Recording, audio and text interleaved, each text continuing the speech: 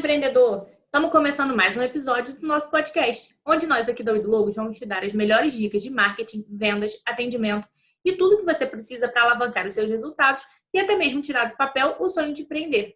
Tudo diretamente da maior agência de design do Brasil. Hoje o nosso assunto é como criar uma marca do zero. Aqui na Oito Logos a nossa especialidade é a criação de identidade visual para marcas. Só que isso inclui muitos aspectos, como logo, paleta de cores, atributos visuais, várias coisas.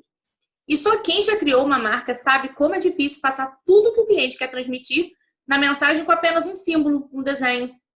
Alguns meses atrás, a gente trouxe o Guilherme Oliveira, que é o head de branding do Grupo Alento, e ele falou sobre o processo de construção de identidade de uma marca e como isso faz diferença no posicionamento e na autoridade. Só que hoje a gente vai falar do zero. Como começar a partir do ponto do eu quero abrir um negócio, o que eu preciso? E para isso, nada melhor que uma pessoa que é especialista no assunto. Eu trouxe a Rafaela Biagi, ela é designer, especialista em criação de marcas e consultora de branding, para falar desse processo e explicar o que quem quer criar uma marca precisa fazer. Rafaela, primeiramente, muito bem-vinda ao nosso canal. Obrigada por ter topado participar. Conta mais pra gente de você, da sua carreira, da sua trajetória. Primeiramente, obrigada pelo convite. É um prazer estar aqui falando com você e com o pessoal que assiste aí do Logos, que ouve os podcasts. Vamos lá, falar um pouco sobre mim, né? Geralmente nós designers falamos sobre os outros. Então, a minha história como designer, na verdade, eu comecei no jornalismo. Apesar de eu ser filha de marqueteiro e de publicitária, eu fui pelo jornalismo, sempre amei escrever. E dentro do universo de revista é que eu descobri o design. Então, tudo fez sentido, né? Porque o design a gente acaba transformando mensagens em imagens. Então, a gente foi associando tudo isso. Então, do jornalismo, que eu tenho meu registro, eu passei a estudar design gráfico também. Com o tempo, também social media, e descobri a parte da identidade visual das marcas. Fui estudar sobre tudo isso, sobre branding, e fiquei encantada. Fui pegando outros projetos nas agências que eu trabalhava na época. Apesar de que eu trabalhava como social media, eu fui cada vez mais, né, me interessando por essa área. Até o ponto que, ok, estou realmente me especializando nisso. E há 5 anos eu saí do mundo de agência para virar minha própria chefe e especializada nisso. Então, hoje 90% de todo o meu trabalho é com criação de marcas do zero. E como que foi essa transição de designer para influenciadora no assunto? Bom, eu diria que foi uma transição natural. Como eu já trabalhava com jornalismo, já tinha esse relacionamento com veículos de comunicação, sempre tive um bom relacionamento com o pessoal que trabalhava com blogs na época que, né, tinha mais esse boom dos blogs, na época em que começou a se falar em podcast anos atrás. Então, sempre tive esse relacionamento e foi uma coisa um pouco natural também. Como eu gosto de falar, eu sou filha de italiano, eu adoro falar, então foi um pouquinho fácil e eu queria passar informações para as pessoas, né? A questão da influência digital não é simplesmente sobre o aparecer, é sobre como você vai impactar as pessoas, o que você vai passar para elas de útil. Então, nada mais justo do que falar sobre o que eu amo fazer, né, Gabi? E o que engloba criar uma marca do zero? Tanta coisa, né? Muita gente pensa que é só estética, mas não é. Então, é até uma coisa que eu oriento meus clientes desde o início. Então, antes de criar uma marca do zero, é preciso um monte de coisa, mas principalmente saber realmente o que, quem e para quem é a empresa. Então, através disso, fazer um estudo detalhado para achar as melhores formas, cores, a melhor imagem para representar visualmente uma empresa. Quando a gente fala em criar uma marca, né, fica uma imagem meio superficial. Muita gente pensa que é fácil. Eu vou abrir uma loja de doces, eu vou pedir para designer pegar uma imagem, sei lá, de um brigadeiro e o nome que eu quero e acabou. Mas não é assim tão simples. Tem todo um processo. Quais são os passos, quais são os processos dessa criação? Exatamente o que você falou. Muita gente acha que é só pegar um símbolo, pegar alguma coisa, colocar ali, colocar a cor preferida, mas não é bem assim, né? Então, eu vejo que um dos grandes papéis de um designer que trabalha com marcas é entender sobre aquela empresa, sobre o universo daquela empresa. Então, qual que é a voz dela? Qual que é a personalidade? Será que ela é mais sofisticada? Será que ela é mais doce, mais divertida? Será que ela tem que, de repente, ter uma pegada sustentável? Então, são essas as mensagens que a gente vai ter que estudar sobre formas, psicologia das formas, das cores, tudo isso aplicado ao marketing, ao consumidor, para criar o visual perfeito. E sim, trabalhar ele profissionalmente, trabalhar com bom design, do zero, exclusivo, para que essa marca possa se diferenciar. E lógico, estudo de mercado, ver o que tem na concorrência para tentar não fazer nada parecido com ninguém. Então, que seja único é muito importante. Não é simplesmente colocar lá, apertar um botãozinho e aparecer o logo, né? E você, com certeza, atende pessoas dos mais diferentes nichos, né? E a partir do momento que o cliente vira para você e fala, ó, Rafa, eu quero criar uma marca para o meu negócio. Quais são os próximos passos? Bom, quando ele chega até a gente, né, até o estúdio, o primeiro passo é um questionário online, que é o questionário de briefing. Então, eu vou fazer várias perguntas sobre o negócio dele, sobre a história dele, principalmente pensando em empreendedor, sobre a história dessa pessoa. E então, eu vou ter uma segunda etapa, que é uma consultoria, uma pré-consultoria, na verdade, que eu vou conversar com essa pessoa, porque nem todo mundo é bom com palavras em responder as coisas. Então, eu vou tentar esse olho no olho, por mais que a gente não possa estar presencial hoje. Então, eu, né, de repente por vídeo, de repente, quem não gosta de vídeo, fazer por telefone, ok. Mas vamos conversar, vamos se entender e buscar conhecer a pessoa. Nesse momento, a gente tem que ter empatia também. Não é simplesmente o atender. É a gente poder ouvir, se permitir sentir, se permitir entender o cliente, o universo dele, qual é o cenário que ele está passando hoje, etc. Então, só depois disso, eu vou fazer um estudo de conceito, Gabi. E esse estudo de conceito, onde a gente fala das formas, das cores, das inspirações, qual a voz da marca que a gente achou, aí sim a gente vai para o design. Então, tem muita coisa antes do design acontecer, né? Entendi. A gente aqui fala muito, né, dessa questão do branding também, porque em todo o mercado tem inúmeras empresas concorrendo pelo mesmo público. E tem marcas que elas se tornam mais do que apenas uma empresa. E eu sempre cito a Coca-Cola, porque, por exemplo, a Pepsi ela é muito maior do que a Coca-Cola. Mas hoje em dia, quando você fala em refrigerante, a referência de refrigerante é a Coca-Cola. E a mesma coisa acontece com a Apple, né? Atualmente a gente tem a Samsung, a gente tem outras marcas que são tão grandes quanto, só que a Apple ela não vende telefone, ela vende o status, né? Ela vende o iPhone, que é o conceito de você ter um telefone. E para chegar nesse ponto, tem todo o processo de criação de marca. E como que esse processo de criação de marca influencia para no final ter esse resultado? Bom, vamos lá. O processo da criação, né? Toda essa questão que eu falei de entender o universo da marca, entender quem é o público, quem é a persona, que mercado que ela vai atender, quais os objetivos de marketing dela para frente, mas principalmente entender que a marca não é só o logotipo. A marca é como se ela fosse uma entidade viva. Então, a identidade visual que a gente fala, né, que vai além do logotipo, é como ela vai ser aplicada em tudo. Então, quer dizer, desde de um cartaz, de um anúncio, do feed no Instagram, do site, produtos, embalagem. Então, a marca é tudo isso. Então, o design do logotipo, da identidade visual, ele pega tudo isso para transformar em imagens.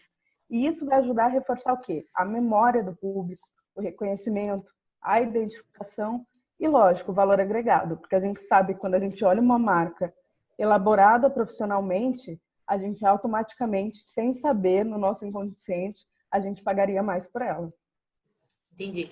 E assim, você com certeza tem clientes que chegam para você e falam, olha, eu já sei, eu quero que tenha essa cor, que tenha esse elemento. E tem cliente que, eu não faço ideia, eu preciso da sua ajuda. Mas o que o cliente, quando ele quer começar a marca dele, precisa ter em mente para começar esse processo? Primeira coisa, mente aberta. É entender que ele está procurando um especialista para orientar ele com uma coisa que vai ser durável. Então, a intenção é que a marca dele dure por anos. Pode ser que ele faça um redesign, a gente vê agora, a gente teve redesign do Boticário esses dias, teve da Rolls Royce. Então, pode ser que as marcas passem por um redesign, mas elas são criadas para durar muitos anos. Então, mente aberta para quê? Olha, opiniões de especialistas sobre o que vai dar certo para o seu negócio, para o seu público. Tem em mente que a marca dele não é simplesmente para ele. Tem que ter uma identificação, dependendo ainda mais do segmento, tem que ter uma identificação. Você tem que ser crítico em avaliar a qualidade? Tem. Mas você também tem que estar aberto a entender o porquê cada coisa está sendo feita para você vender. E mais do que para você vender, para você impactar positivamente as pessoas que têm contato com a sua marca. Então, eu diria que é isso, mente aberta. E na sua opinião, o que que torna uma marca diferente da outra? Essência. Essência, propósito. Então, assim como nós, pessoas, né? Como eu disse, a marca acaba sendo quase que uma entidade viva. Nós, pessoas, temos histórias por trás de quem nós somos, como nós agimos, como nós reagimos às coisas. E as marcas também têm essas histórias. Têm suas bandeiras, têm as causas que elas são envolvidas, o que e quem elas representam. Então, não adianta simplesmente você querer ser uma marca bonita. Se você não tiver uma mensagem para passar, se você não tiver algo que as pessoas falem, nossa, eu me conecto com isso, essa marca faz sentido na minha vida, essa marca realmente pode solucionar algum problema meu e eu quero ter isso aí no meu cotidiano, né? Então, você fala, vê o pessoal, né? A gente falou em Apple. Então, você vê quem gosta de Apple, quem usa um iPhone, defende a marca fervorosamente. Sim. Por quê? Porque a marca fez justamente isso. Ela entrou no cotidiano das pessoas, identificação com os valores e tudo mais.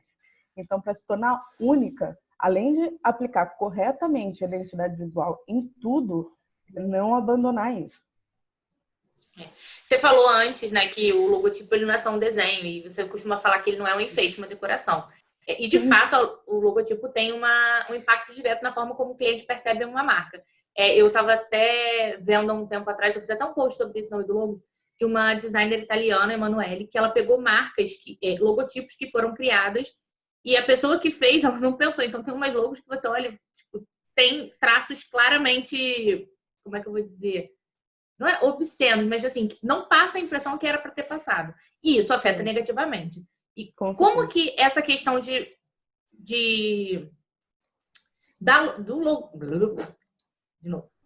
Como essa questão do logotipo não ser feito de uma forma profissional ou bem pensado pode afetar no posicionamento de uma marca e passar uma imagem negativa? De inúmeras maneiras, né? A gente pensando que cada coisa, a nossa mente, tudo começa com a mente humana, né? A mente humana, ela leva 90 segundos apenas para gerar um julgamento de quanto vale uma marca. Então, você imagina que nisso, o nosso cérebro está ali, olhou uma marca, olhou um feed, olhou o visual de uma loja, ele vai interpretar as cores, ele vai interpretar as formas, se é mais arredondado, mais reto, o tipo de letra, espaçamento entre as letras, de repente, se tem algum símbolo. Essa questão dos símbolos, né, das formas, é muito forte no nosso inconsciente também. Então, nosso cérebro vai interpretar tudo isso. E qual é o papel de um bom designer? É prever tudo isso na hora de construir um logo para que passe essas mensagens para o cliente. Se essa marca é construída de qualquer jeito, né, simplesmente porque eu acho bonitinho, ela não vai ter essas mensagens. E ela corre o risco de ter mensagens que são opostas ao que ela faz e ao que ela acredita. E isso é realmente um tiro no pé. A gente sempre fala, né, que não julgue o livro pela capa, mas o nosso cérebro ele tende a fazer isso. Tanto que a gente tem o costume de olhar uma coisa que a gente acha que é bonita, tipo, visualmente esse livro aqui tem uma capa mais bonita, então a gente acha que a história vai ser melhor. E assim, também com marcas e embalagens. A gente sempre tende a achar que aquela embalagem que é mais bonita tem um conteúdo mais interessante, né? E assim, a gente tem no mercado marcas que são fortes há décadas, como a Minâncora, a Havaiana, a Granado. Eles passaram por um processo de rebranding, a Granado principalmente, agora nos últimos anos. Mas elas estão há anos no mercado. O que você acha que é o diferencial que faz com que essas marcas tenham a competitividade, mesmo depois de tanto tempo? Eu acho que são marcas que, apesar de elas sempre se modernizarem, sempre inovarem, elas são fiéis à sua essência. Então a gente tem aí, né, o caso da Granado, aquele visual retrô deles nunca morreu. Eles continuaram, tanto que na loja, quando você chega, você tem todo aquele ambiente diferentão, com esse toque retrô, mas ao mesmo tempo eles têm embalagens com design incrível, eles têm produtos inovadores, eles estão sempre lançando alguma coisa nova. Mesma coisa da Havaianas, que é um case, né, icônico sobre posicionamento. Porque eles perceberam uma crise que eles tiveram nos anos 90, que a Havaianas era associada ao quê? A um preço muito baixo, às classes mais baixas. E o que eles fizeram? Vou me associar a pessoas interessantes. Então, eles começaram a usar o poder dos veículos de comunicação, como aparecer na Vogue, quando ninguém falava de Havaiana como moda. Eles começaram a ter pessoas, né, artistas em situações cotidianas nos comerciais, lançar linhas novas. Então, eles mantiveram a essência do quê? De algo tipicamente brasileiro, de algo com aquele espírito mais leve, mais contraído, mas associando o valor. O tempo inteiro, propósito e valor, sem mudar nisso. Mas eles agregaram ao design deles muita coisa, eles agregaram às campanhas deles muita coisa. Mas elas nunca morreram, né? Acredito que é esse o grande poder. Elas continuaram fiéis a quem elas são, mas inovando. A Havaianas eu acho até engraçado, porque assim, há um tempo atrás a Havaiana era um chinelo, né? Sim. E a minha avó, hoje em dia, é um sapato como qualquer outro. No verão as pessoas usam Havaiana com a roupa de sair e é isso. E pra minha avó é engraçado. Às vezes se eu for sair de chinelo, eu falo, você vai sair com esse chinelo? E não é. Hoje em dia a Havaiana não é a mesma coisa que era antigamente, né? E tem muito aquela questão também, né? A gente hoje tem personalizações, eles têm parceria com os Swarovski, eles têm aí campanhas com artistas reconhecidos internacionalmente. Então, mudou. Já não é aquele calçado tão chinfrim como já foi um dia. Ele é realmente uma coisa que as pessoas usam com muito orgulho. E eles tiveram aquele momento, como você disse, da crise, que eles pensaram, a gente precisa reformular a nossa marca para continuar forte, que foi o que aconteceu com outras marcas que eu citei. Como que uma empresa pode identificar que é o momento dela reformular a marca dela? A primeira coisa é você sentir que, legal, eu tô aqui, tô trabalhando, ok, mas eu ainda não tô atingindo o público que eu quero atingir. Então, será que você está aplicando, a sua marca permite que ela seja aplicada em tudo com qualidade? E será que isso está passando a mensagem certa para o cliente? Uma coisa que eu sempre falo para os meus clientes é: você sente que está representando o ponto que você quer chegar? Você sente que essa marca realmente está fazendo a pessoa entender o que você faz, o que você vende, o que você entrega? E seu cliente está questionando muito seu preço, que a partir do momento que a gente não gera valor percebido, a gente está falando em preço. E nisso a gente pode gerar questionamento sobre valor. E é muito delicado isso. Então, neste momento que a pessoa sente, né, principalmente em caso de empreendedores, que sente que meu cliente está questionando meu valor, minha marca não está passando exatamente o que eu quero, e eu não me sinto mais representado, é necessário sim um redesign ou um design do zero. Atualmente, né, com a evolução cada vez maior da internet, a gente encontra cada vez mais ferramentas que buscam facilitar quem precisa de design. A gente tem, por exemplo, o Canva. O Canva, você pode criar uma logo, você pode criar tudo, mas não é uma coisa profissional. Mas muita gente, por incrível que pareça, ainda não entende isso, que tem uma diferença. Com certeza você, como designer, já ouviu de algum cliente, não vou investir nisso agora, vou fazer aqui no Canva mesmo. Eu, direto, quando alguém vem abordar a gente no Instagram, para saber das condições, e eu falo, a pessoa fala, não, isso não é prioridade, vou fazer aqui eu mesma. Por que isso é um tiro no pé? Bom, toda aquela questão de ter mensagens, né, passando mensagens para o subconsciente, da marca realmente ter esse papel, toda aquela questão, né, da marca ter várias mensagens contidas nela que passam para o subconsciente do cliente.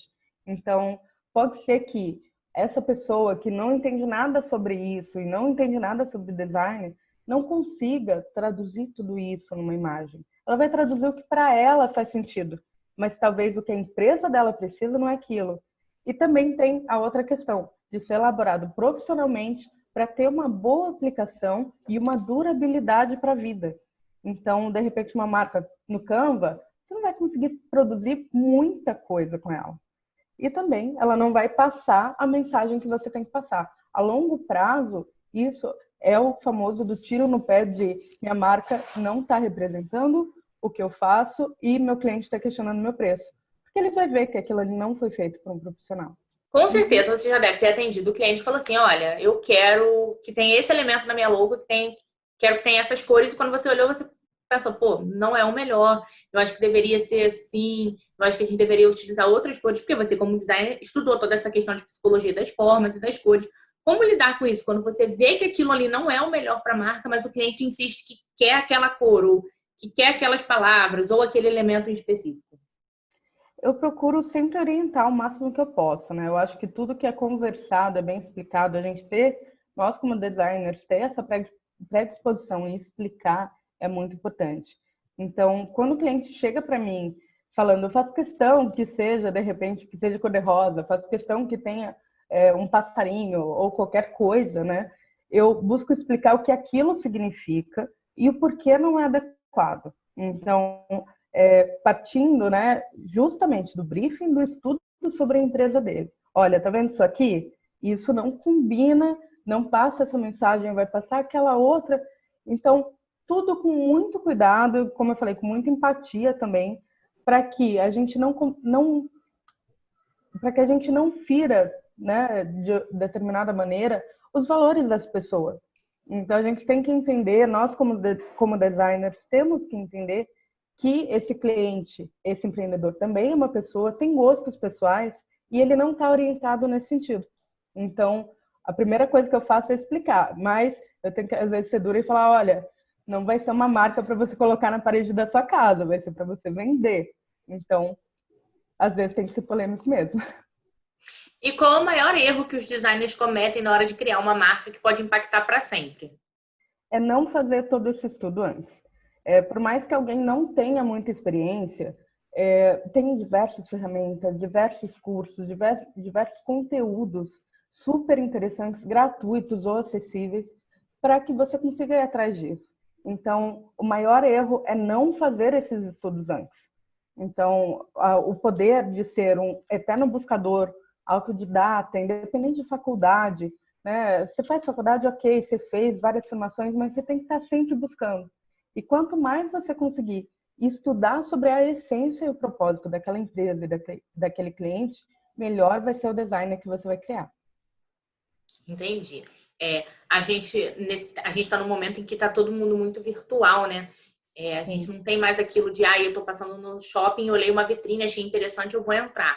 É tudo pela internet. E numa live que a gente fez, teve até essa discussão de é importante ter um feed organizado ou não.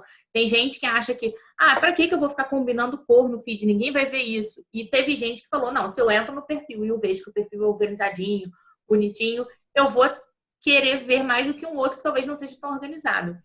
Você que trabalha com social media e com design, agora com essa questão, qual a importância para você de ter o site, um feed do Instagram que converse com a paleta de cores de marca da pessoa ou que seja organizado visualmente? Bom, eu acredito que é tudo a questão da identidade. O quanto melhor essa identidade é aplicada em todos os pontos de comunicação com o cliente, seja ele digital, né, como o feed do Instagram, o site, outras redes sociais, ou mesmo físico, como uma embalagem, de repente como outras coisas físicas, quanto mais bem aplicada essa identidade visual, mais coerência ela vai passar. Então, cada vez mais que o cliente se sentir abraçado por aquela marca, mais valor percebido vai ter. Então, toda a questão de reconhecimento, de valor agregado, de coerência, de harmonia, e até mesmo, por exemplo, o mito, né, do feed arrumadinho. Então, as pessoas acham que antes todo mundo defendia o feed arrumadinho estrategicamente lá, posts intercalados, etc. Depois, não é mais isso. Mas calma aí.